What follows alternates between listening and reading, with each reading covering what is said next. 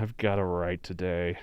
I got to write this exciting scene today. So exciting, David. I can tell you're very excited about it, Donald. How can you possibly contain your excitement? You're bouncing off the walls.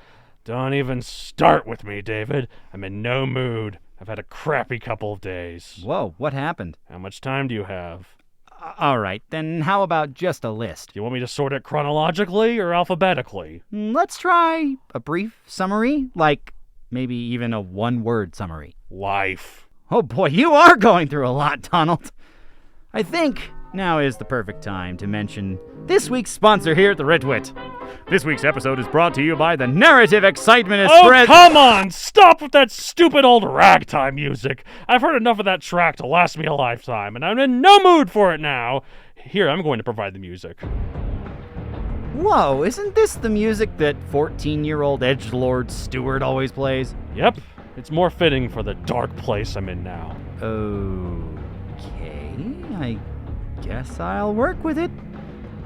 This week's episode is brought to you by the Narrative Excitement Espresso, which helps writers get out of their doldrums and come back with even more energy to write whatever exciting action or character-building scene a story needs. Narrative Excitement Espresso? That's lame. If it was Narrative Vivacity Vodka, then I might be interested. You should give it a try, Donald.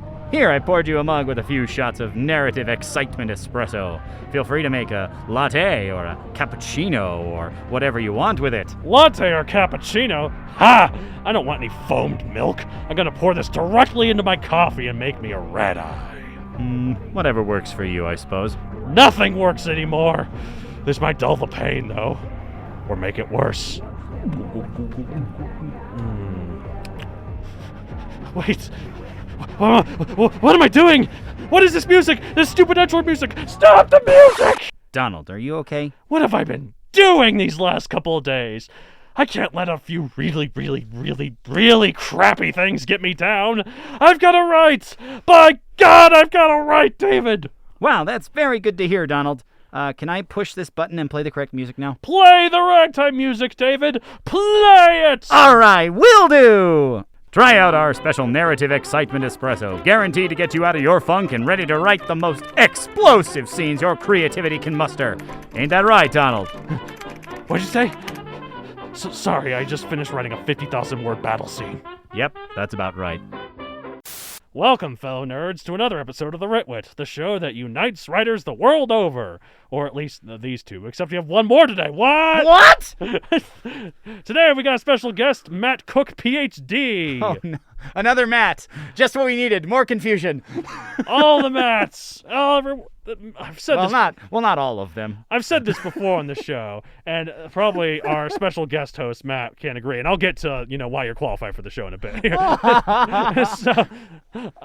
But the thing I like about the name Matt is that it's so common that it's impossible to stereotype. When you first hear the name Chad, you immediately get a picture in your head, or Karen. Or the meme. Or Karen. But Matt, there's nice Matts, and there's mean. Anyways, Matt Cook. He is an economist, composer, and Los Angeles Times bestselling author based in L.A. He tells stories through writing, music, magic, and numbers. As an economist, he has worked in entertainment finance and founded a government transparency organization. Drawing from experience in over 120 countries, he enjoys infusing his musical compositions with international intrigue. As a close-up magician trained at the Magic Castle, he has performed in Hollywood and often weaves sleight of hand into his talks and lectures. Matt's books include Sabotage from Macmillan. Macmillan? Am I saying that right? Macmillan. Sorry, I'm so professional. Anyways, Sleight of Mind from MIT Press, Good Little Marauder, and several others. Today we're going to dissect his mind and figure out what he thinks makes good storytelling. How are you, Matt Cook? Hey guys, Matt and Matt, thanks so much for having me on your show. You bet. I've really been looking forward to it, not just because you seem like really fun guys, but Oh, also thanks. so we could be the three Matsketeers together. How have I never heard that before? That is amazing. Well, we need a Because third it's Matt. There's so only two rare of to us. have three Matts all together in one place, Well, right? well, okay. You say it's rare, but growing up in elementary school with a name like Matt, it was always kind of fun to talk between those of you in the class with the same name. And it's like, okay, well, we have the substitute teacher today. She's doing roll call. All right, which one comes first? Well, and my go by Matthew Donald. Donald is my middle name. My last name is actually Hall. The reason why I go by Matthew Donald is because Matt Hall I think is really bland. And also, I'll never forget this one time when I was checking in to my local rec center because I work out. Yeah, infrequently. I forgot my cards. They told me to look me up, and I said, they asked me what my name. I said Matt Hall, and they looked me up. It's like, which one? There were 4 others. Oh my God, 4 other Matt in Hall. my local rec center. So Wow. Well, there are a whole lot of Matt Cooks out there too. So it's kind of a curse, but hey, it's very easy for people to get our names right. Yeah. it's true. Except for I always get is it 1 T or 2, and I'm just always want to say, who the hell it spells their name Matt You with wanna- 1 T. you wanna know, walk I all? have You can't seen walk one on or me. two 1T Matts out there, Matthews. I have Yeah. seen them. They do exist. They do. No, I know there's 1 T Matthews, I think, but Well, I think that it's about equivalent to seeing a unicorn in the wild. You know, I have seen one in my last drug trip. Anyways, so, implying that you take drug trips, Donald. we won't get into it anyway. So, Dr. Matt Cook, what are your favorite kinds of stories? Great question, Matt. I'd say a good story dramatizes the values of the author. So, because I have this idea that happiness is achievable to people who live a good life, I personally like stories that reflect this belief Right. through heroes with admirable virtues. So, I like characters that are created in the spirit of what can and should be. Now, that doesn't necessarily mean that the characters have to be perfect or superhuman. It means that the good guys' values and the way that they go about achieving those values are respectable, and that a good story is a projection of ideals. So I guess you could say I subscribe to the romantic school of thought. Oh, that's really If you, yeah. it's really interesting to think of it in terms of like romanticism. But I do have a question: if all of your good guys' values are so respectable, I mean, how do you create drama using that? Sure. Well, like I said, it doesn't mean that they're necessarily perfect. They may have some ideas that are not quite right that they have to come to learn over the course of the story. Right. Character So, development, everyone has flaws, so. Need to But be it's, in it's it. good. yeah, that's right. It's good to have someone to admire, though. Like we want to. That's right. So- In fact, you can even have great stories where the good guys are essentially doing bad things, but there's a focus on the other kind of qualities about them. Ocean's 11 is a great story. Oh yeah. They're stealing money. These guys are doing bad stuff, but we admire the chutzpah, the gumption. We admire the planning. We admire just kind of the suaveness of them, right? Right. At the end of the day, they should be going to jail. Their They're doing A-list something Hollywood bad. actor looks certainly don't hurt. Sure. Yeah. But the focus of the story is on these other qualities. So this is an extreme example. It's not easy to do a good job where characters are doing bad things, but you're still kind of admiring them. So that's Yep. an extreme example. But generally, I do prefer stories where they are moral characters as well. Yeah. Again, doesn't have to be 100% there, but they should be essentially admirable, the good guys. You could ask, how do you create drama, right? So I think one of the big keys to creating drama is to write a plot that's driven by the characters' choices, which reflect the ideas that they have. So some stories are written in a way where the stories kind of happen to the characters. They're sort of drifting in a river of fate. They're powerless to swim anywhere but where the world takes them. Those stories tend not to be very dramatic. I think Yeah. the best You need to give him a paddle at least. I mean, come on. Exactly. I definitely prefer character-driven stories over plot-driven ones, personally. So yeah. Sure. And it can still be a character-driven story, but they're facing lots of decision points. They have to choose things and decide things based on what they believe. I think that's characters exercising their free will is really ultimately what creates drama. Right. I agree, and I just think that's a really because I'm that way too. I like to create, especially my main characters. I want them, to have qualities that people look up to, and they of course they have flaws, and they go through them, and they like the story I'm writing now is about this guy, and he's in the 1920s. So of course there's a lot of issues back then of how we were as a society, but he does his best to respect people, and he also tries to go forward and with as best as he can. He's very respectful to women and to minorities, AKA somebody who's writing this in 2020. Yes. There are some other people who aren't, and I acknowledge, I don't pretend that the prejudices of the time did not happen. So and I just think that's important. And also, the way he grows, it's more like a flaw about himself and how he views. Like, I don't really want to spoil it too much because it hasn't come on, he's a guest. It hasn't come. Give us a hint. Give us a hint. What's the book?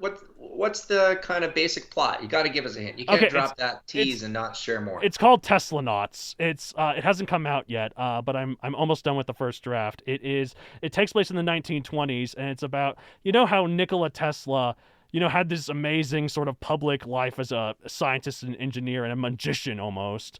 Up until like from the 1800s, late 1800s and early 1900s, but around the 1910s and 1920s, he really started to fade away because he was he lived in poverty. Edison took stuff from him. He really laid low. What if actually instead, thanks to World War I, he had a secret organization of Tesla Tech with stuff with his craziest inventions to help on the sidelines, and it creates this whole world that's on the side of World War I called Volt-Tech. It's the Volt-Tech world. It's this secret side of technology that he realizes that he must keep hidden at first, because after World War I, he realizes that man is not to be trusted with this kind of power. But there are bad. Are you sure this is fiction? Are you sure you made this up and didn't just actually discover No, something? this is actually what happened. Yeah, I broke into Tesla's house. This is totally taken from the secret diaries of Nikola Tesla. Right. I broke into his. He does have a lab here in Colorado. I think it's gone now. In Colorado Springs, he had a lab, but but I broke into it and stole his diary anyway. So well, that sounds like a ton of fun. Ton of fun, and it's very cool. It must have been. I imagine the research for that book must have been. Oh yeah, it's fun. Thanks. Anyways, can't wait to read it.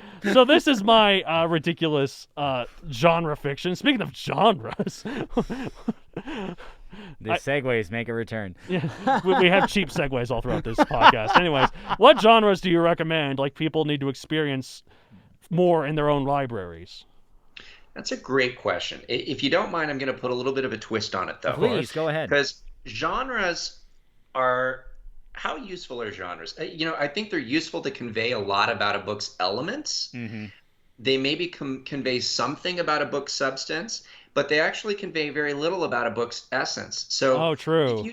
If you told me, for example, that you had a book that you were recommending and it's sci-fi, it would be safe for me to assume there's probably some futuristic technology in there, maybe some other planets. But based on that information alone, just knowing the genre, I really wouldn't be able to tell you what the themes and ideas were.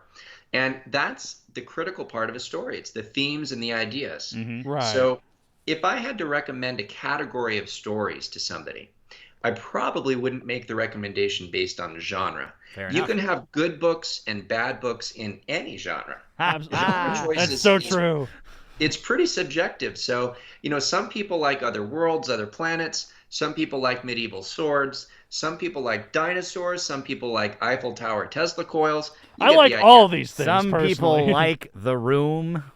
Others don't. Tommy Wiseau likes The Room. No one else does. So, I believe in recommending stories on the more objective basis of what makes them great. Right. So, and that really comes down to characters defined by their ideas and their beliefs, where the heroes project moral ideals, the themes, the substance, more of that stuff, as opposed to just what happened to be the elements that tend to put it in a certain genre category or slot. Genre is more like just a box that marketers use. So and it's not to say that it doesn't convey some useful information. Right. It helps you find certain associations between books, and there are certain appeals to us that certain genres have. And that's totally fine. I don't object to there being these boxes. But it certainly doesn't define the quality. There's a full range of quality within any genre, and I don't think that there's any kind of category or genre that is more strongly associated with quality than others. I think it's more about how the book was written and conceived. What are the themes? What are the ideas? That right. Particularly is not correlated to any genre. Because genres are supposed to be a simple descriptor. There's a lot of space to play with those ideas in there, and you have a lot of different ability levels of writers working in those genres too. So of course, any fan of a long-running series, say Star Trek, or some that are near and dear to my heart that come from a different country that I won't get into because Super Sentai. That's neither here nor there. But like, not all of them are great. Not all of them are bad. Some of them are perfectly adequate. So do you think, you talk about how your heroes defined by their ideals and beliefs. What about the bad guys? Should they be defined by their ideas too? Absolutely. Most interesting villains have well thought out belief systems, I think. So, I like villains who are motivated by more than your typical power, money, or revenge. That's the trifecta. It is a trifecta. But I think the villains, the best villains, have better developed philosophies. So I'll give you two examples that come to mind. Sure. Two of my favorite villains are the Joker from the Batman universe, right, and the Borg Queen from the Star Trek universe. And I'm hoping that a lot of I'm sure most people are familiar with the Joker. I'm hoping that a lot of your listeners are familiar with the Borg Queen, because you did start the podcast episode with something like "Nerds Unite." Not those words exactly, but I do get the impression, or at least I hope, that a lot of nerds are tuning in. I'm not necessarily a Trekkie, but I do know the Borg Queen. I know the Borg are about lowering your shields and surrendering their ships, and that will add our technological and biological distinctiveness to our own. But I'm just spitballing here. There you go. Well done. Okay, you're well ahead of most, probably. Okay. But starting with the Joker, for example, so he's the ultimate nihilist. Yes. He believes there's no such thing as good or evil, no such thing as right or wrong. Those are invalid concepts to him. So he chooses to make a mockery of the idea of morality by inciting chaos. Now, that's actually a belief system that he has. He may not think that there's a such thing as right and wrong, but that is actually an ethical statement, right? Right. So it's not necessarily just a simple thing. It's a whole philosophy that he has, and he acts on that philosophy. So I think that's something that makes him interesting. The Borg Queen has a different philosophy, but it's also well developed. So the Borg Queen robs people of their individuality and forces them to join a collective because she sees beauty in the collective. She thinks she's actually offering them something closer to perfection, and that every individual she assimilates, she's actually done them a favor of bringing them closer to perfection. Perfection is her ultimate goal. That's everything working together, all the gears kind of meshing. And that's not possible as an individual in her mind. She thinks individuality is weakness. Right. So her moral code is collectivism. Now, these are interesting and scary villains, not just because they wreak havoc and destruction and take individuality away or kill, but because their actions follow from their ideas, their philosophies, which are the ultimate destructive and evil forces. So, villains must be driven by their ideas. Yeah, one thing that we do say quite a lot on our podcast is talking about well-used devices in writing, and there's a very frequent visited site by one of our co-hosts, TV Tropes, that talks about the well-intentioned extremist as a type of villain, and this person who, they're doing it for what they believe are the right reasons, but in practice it's obviously a little too tyrannical, or somebody is, Those are interesting villains, the ones that they're doing all these bad things, but they're, as in their essence, they're kind of right. Like, they have a point. I don't know if you've, have you seen Black Panther? I haven't, believe it or not. I haven't seen a lot of the Marvel movies. That's okay. So I mean, there's so many of them.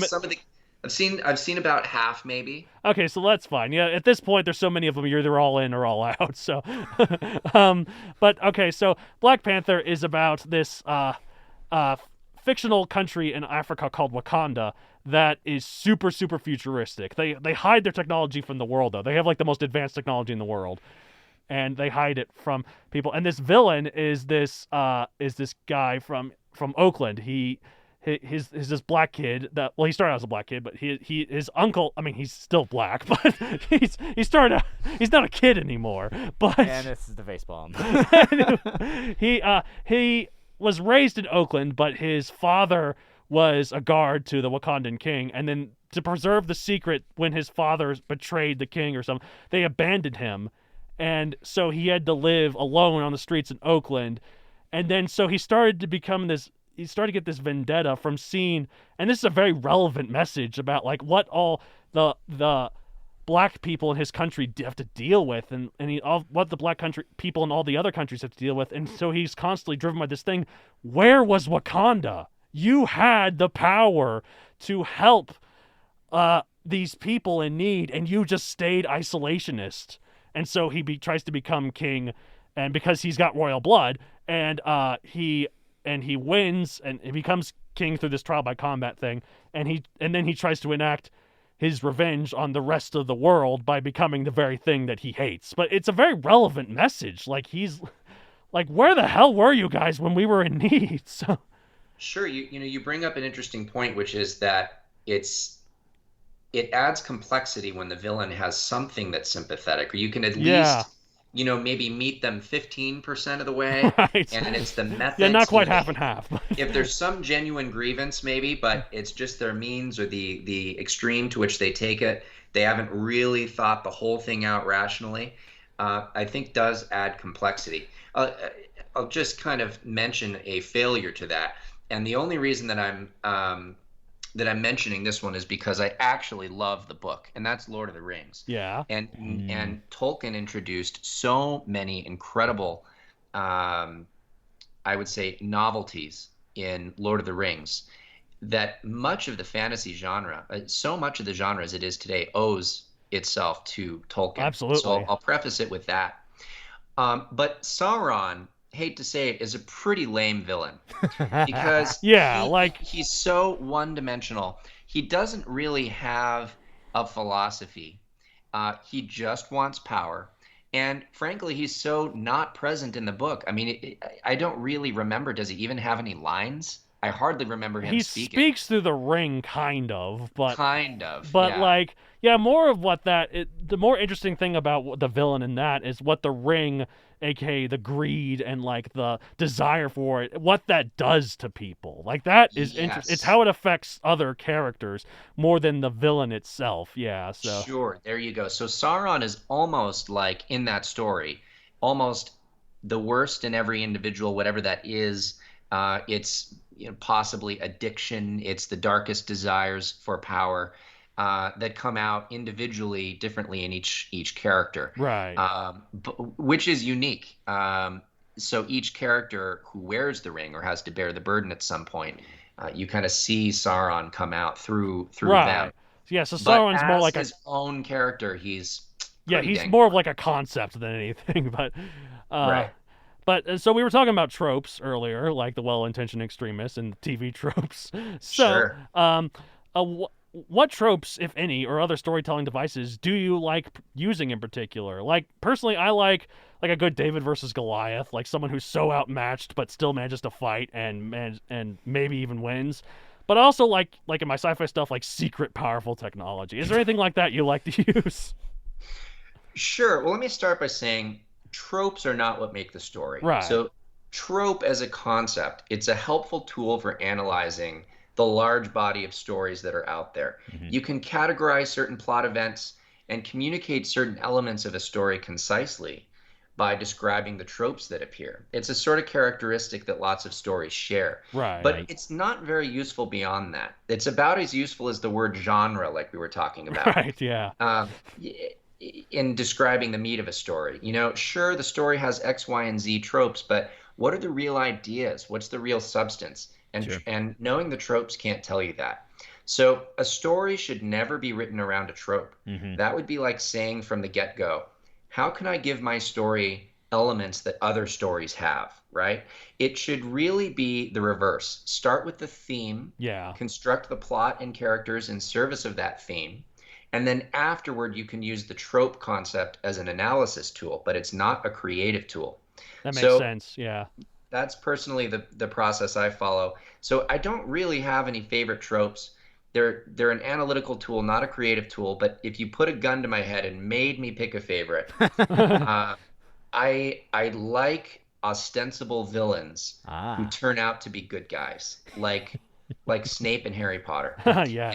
And it's a lot less common than the reverse. Absolutely. You often see good guys who turn out to be bad guys, but there's something emotional about discovering someone you hated was actually on your side all along. It's pretty cathartic. Yeah. Well, and it's interesting you to bring this point up, Matt, because we did a set on rooting interests about characters not that long ago, and talking about when you're rooting for a villain, it's generally because they have a redeemable feature, or maybe they actually go through a full-fledged redemption. And when the idea that Snape has always loved Lily Potter so much that he was doing all of these things to protect her son and respect the person who basically saved him the ignominious fate of being a Death Eater that lost in the battle, that it's really like... Spoiler alert for Harry Potter, by the way.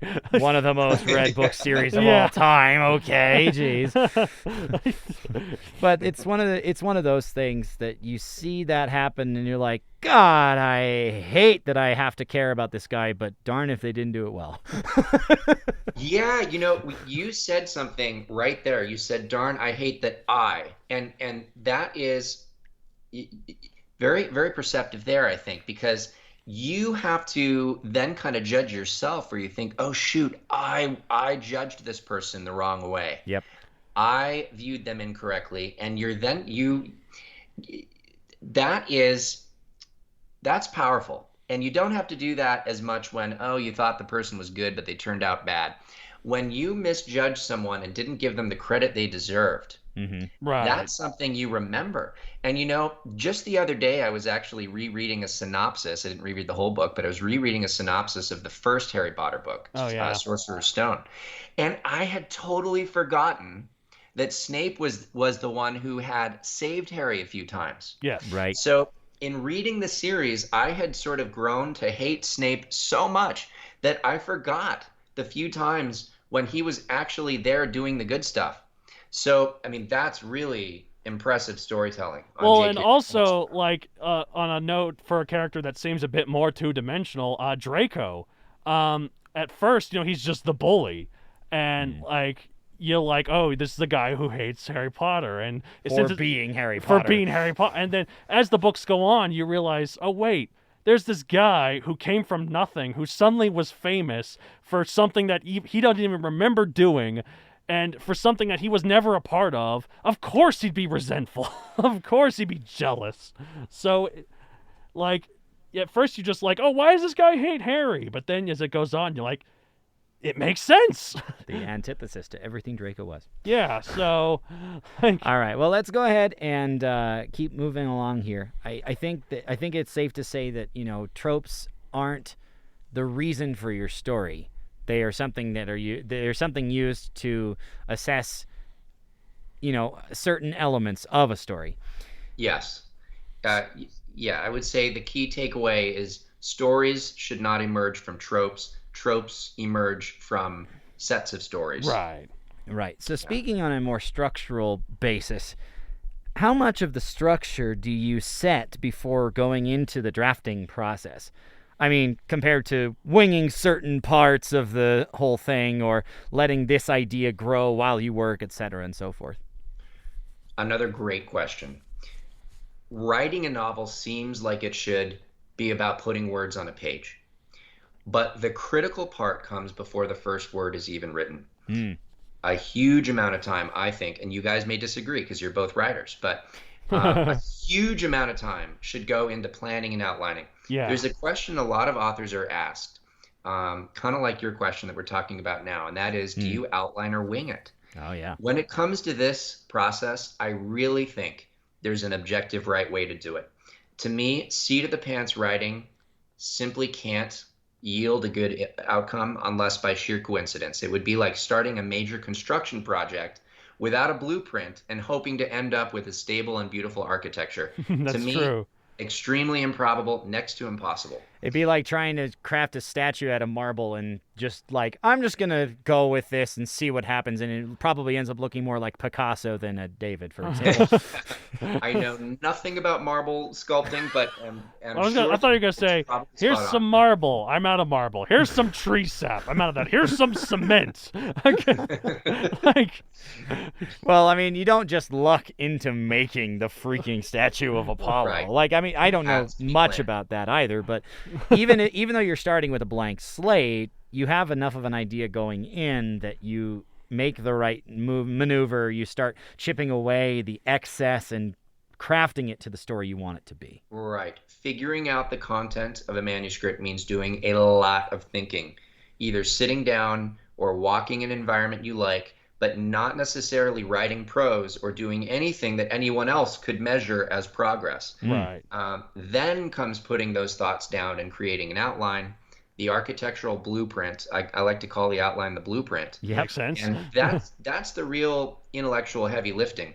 Then comes the construction project, the actual drafting and wordsmithing, which is definitely time intensive. It's a grind, and it takes a marathon of focus and energy.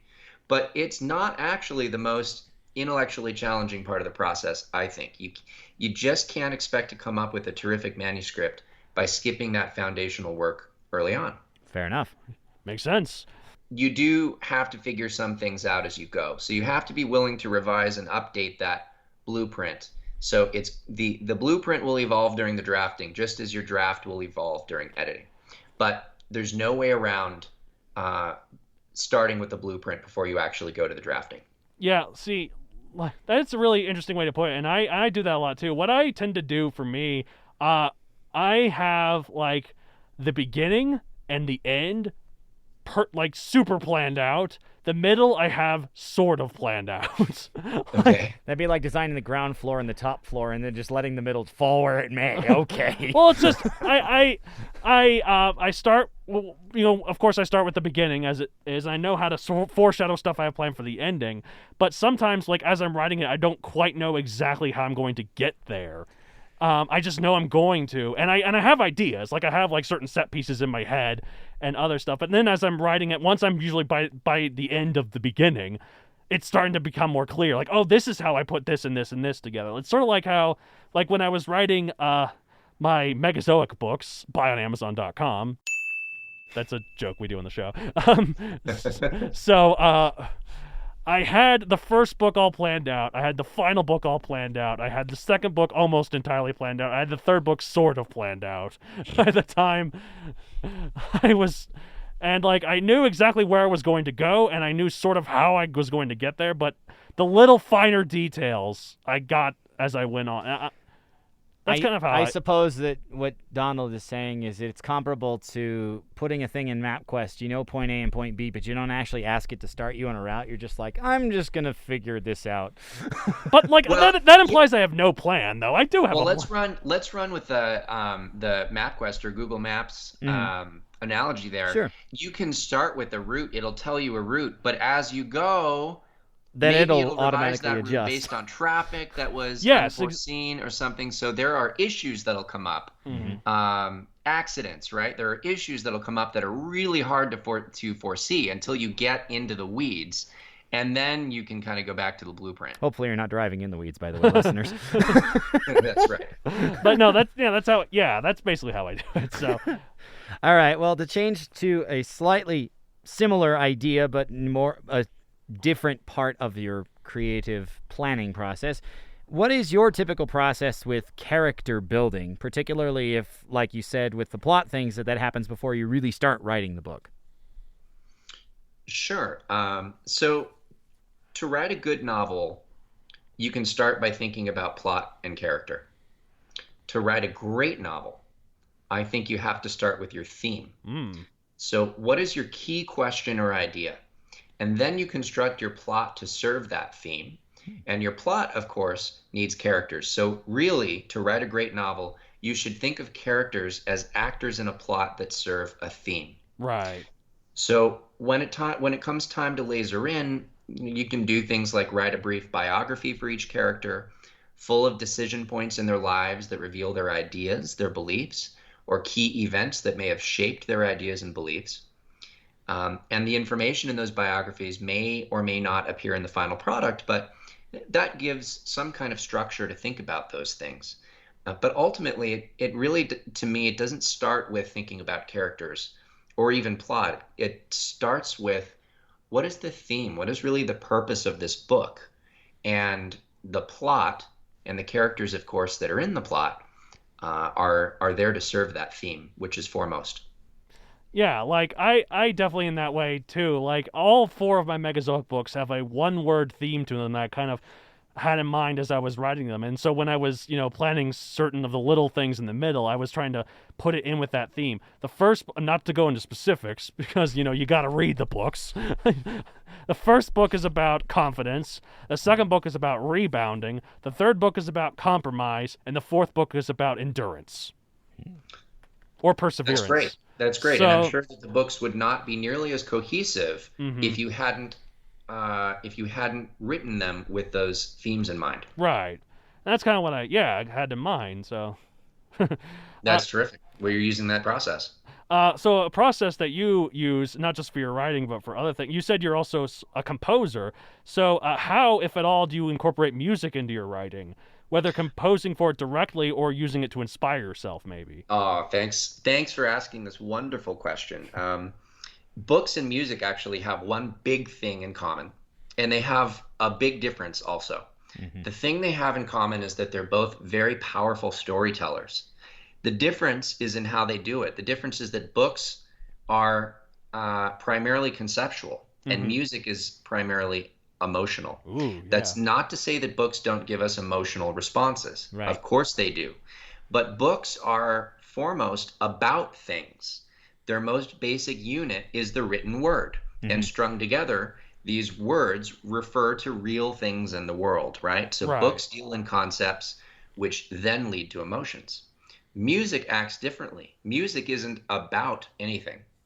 Music skips straight past the conceptual stage and goes directly to our emotions. Music delivers an emotional narrative. It still tells a story, and that story is entirely an emotional journey. So I want to make two caveats here. Mm-hmm. The first is that we're not talking about song lyrics, right? Because Right. that's sort of literary. That's doing what books do. It's using words. It's talking Right. about things. So when I say music here, I just mean the notes and sounds, Right. not the words. Best kind of music, in my opinion. Sure. I like And I like both a violinist and a singer. So hey, cool. And then the second caveat is that some composers may have certain things in mind when they write music. Beethoven may have been thinking about moonlight when he wrote the Moonlight Sonata, but you might hear the same piece and visualize a lagoon or something else. Music really is non-conceptual because it doesn't recreate reality in any way or contain any information about reality that all the listeners can agree I on. want to I Right? want to interject something real quick here that we have talked about at various points in our recording sessions that whatever words you do put down on a page, your descriptions, the way you picture them in your own head, you're not guaranteed to get the same response from the audience. True, they may picture something differently that could still be consistent with what you've written. Right. Well, and, Um, and the thing about music too, like one thing I do to kind of meditate sometimes is I listen to either film scores or just other instrumental music, and a lot of times I imagine scenes of my books in my head as if they were like movies, and this music was the score to it. And Not projecting Sure. at all. well, I know I can fantasize, but it more just kind of helps me with like the mood of what I want with certain scenes.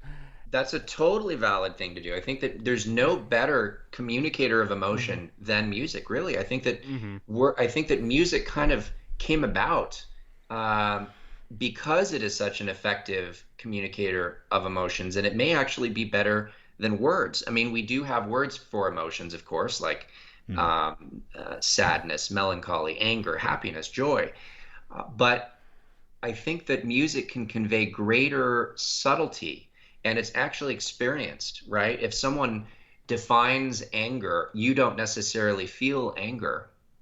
Or if someone defines fear, you don't necessarily feel fear. But if you listen to Mussorgsky's Night on Bald Mountain, Oh, yeah. Just did on the way here. Fear, right? You did? Why did you listen to that on the way here? Because it was on the radio. Oh, okay. Well, then that makes... I was just like, Did Yeah. you seriously just listen to that? Yes. I thought you were When I was driving up to the studio today, Night on Bald Mountain came on. I was thinking of Rite of Spring at one point, the other Fantasia song.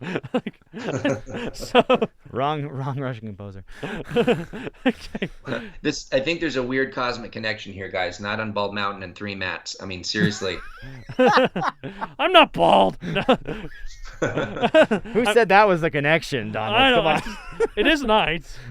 We live in Denver, so there are mountains. So I'm not getting this right. Anyway. Yeah, well.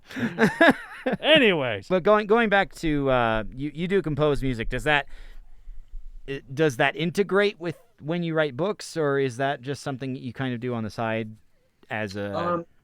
Yeah, so I do write music. Sometimes I'll write some music to go along with a story, a scene, maybe a particular character. It helps me imagine things like other Matt said, it helps me imagine things more cinematically.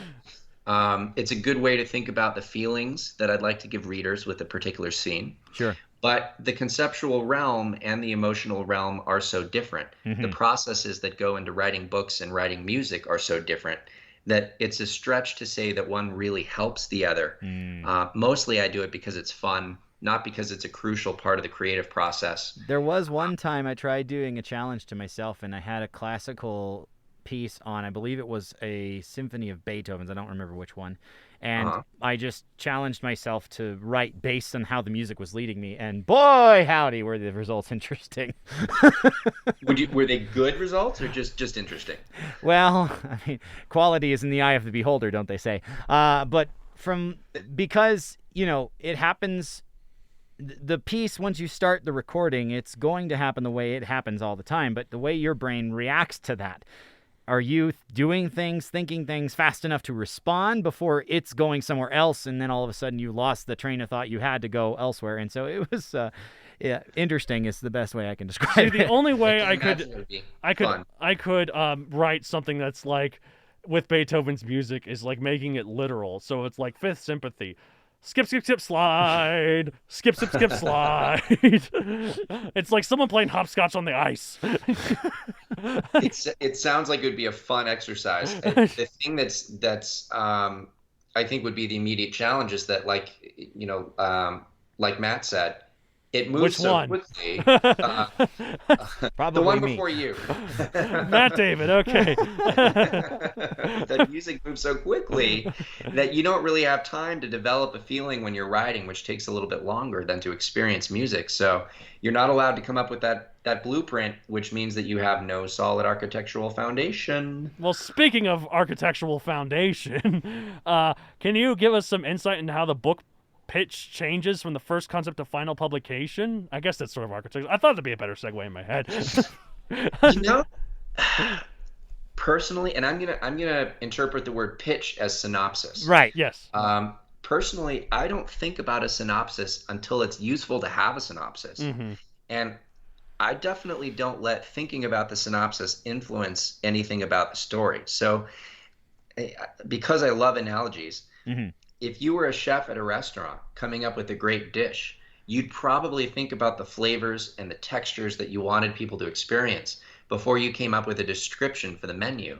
You wouldn't write a description and then try to make a tasty dish based on that description. Right. So it's about priorities and doing things in the right order. I think best to focus on writing a great book, worry about the packaging when it's time to worry about the packaging.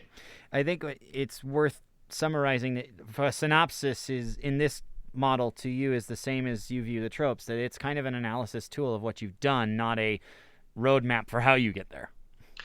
Right. Now, the plot theme is something else. The plot theme is sort of the one or two liner description of what's going on that, of course, you need to know. But the blurb, the elevator pitch for yourself, right? But the pitch or the synopsis that you're going to show other people, really, I don't think you need to have that down until the end where you're deciding how much of the plot do I reveal, how much is a spoiler, what things that I love about the story do I not get to include in the synopsis because it would be too long. Right. All that stuff where you're crafting a good synopsis for the actual jacket, that comes later. I think worry about that later, but you definitely have to come up with your plot theme early on. Of course. So when you have the packaging, it's time to decide, and you've probably got it to the publisher. Well, you happen to have quite a few things published by now, so I know it's kind of like picking a favorite child. I mean, we're not supposed to have one, right? But which story of yours is the best for our listeners to check out post-haste? Well, thanks for that opportunity, Matt. I'll mention one called Good Little Marauder. It's a post-World War II thriller with elements of espionage and art intrigue. It revolves around a real operation in World War II where a group of artists achieved a quite remarkable feat of heroism that may have turned the tide of the war in the Sahara. Right. So listeners can check out Good Little Marauder and my other books at visitmatt.com, my website. Nice. Very nice. I love it when people drop me a line to say hi. I know the feeling. We love it when we get fan mail. Yeah, it's nice, but hopefully we get some of your audience into us. We're trying to leech off you. No, that's not true. Okay. Call a spade, why don't you? Anyways, finally, what do you think of our show? It's pretty dumb, isn't it? It's pretty.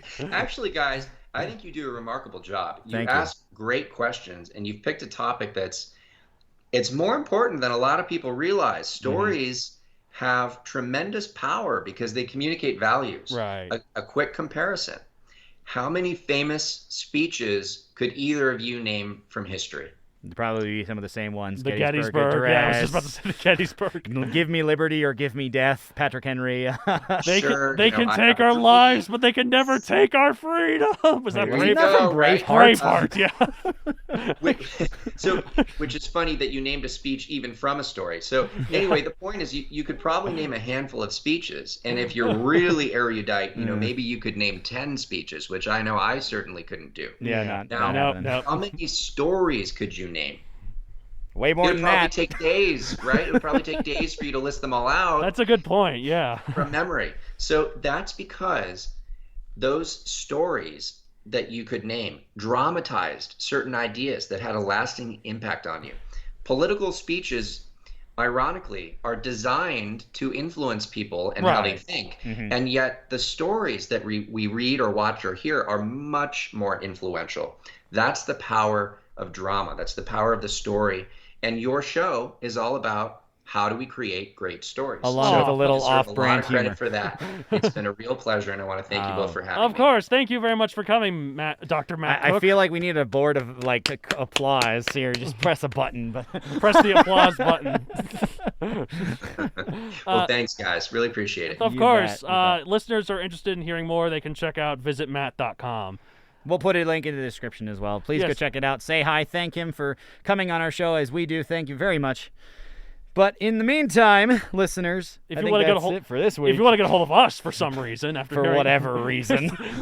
you can contact us at mattsd@matthewdoncareer.com for any general questions to either co-host. You can follow me at Matthew Don Career on Facebook, at MatthewDon64 on Twitter, and MatthewDon64 on Instagram. Why 64? Because that's how many times I've been honored by world governments, obviously. They didn't listen to last week. Look, I'm trying to impress our guest co-host, okay? Give me a break. And by the way, Matt Cook, David doesn't have a professional social media yet, so that's why he's going to start his own podcast, and then he'll have one.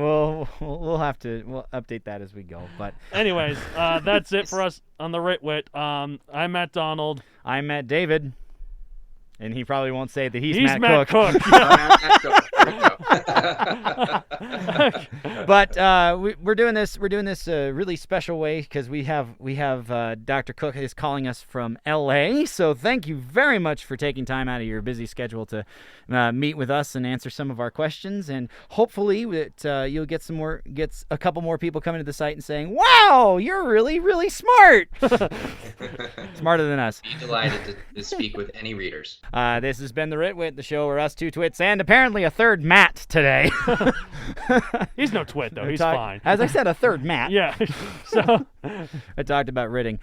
We will be back, but Dr. Cook probably will not. So please go check out his site. Once more, that is visitmatt.com. And thank you very much for guest starring on the Ritwit. We were so happy to have you. And, it's a fun experience to bring someone else's expertise on the show for a little bit. So thank you very much. And we will have to stay in touch with you. But in the meantime, be well. Hope things go well for your next professional venture, whatever it may be. If it's a magic show or a new book idea or a new song that you're writing, a new piece that you're writing. Excuse me, no words. Thanks so much, Matt and Matt. It's been a lot of fun. all right, bye. Take care, Matt. Bye-bye, Thank you guys. so much.